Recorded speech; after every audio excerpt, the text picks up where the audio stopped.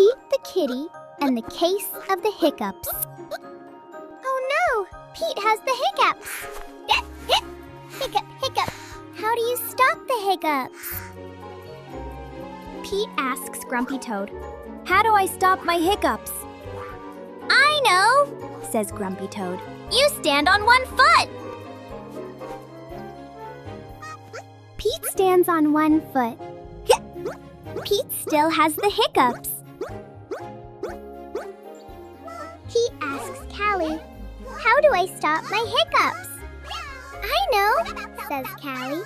You stand on one foot and hop up and down. Pete stands on one foot. He hops up and down. Hiccup, hiccup! Pete still has the hiccups.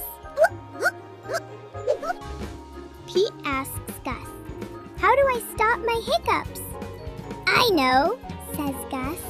You stand on one foot and hop up and down and sing a song. Pete stands on one foot. He hops up and down. He sings a song. Pete still has the hiccups. Pete asks Bob, How do I stop my hiccups? I know, says Bob. You stand on one foot and hop up and down and sing a song and rub your belly, says Bob. Pete does it. Hiccup, nothing is working. Pete still has the hiccups.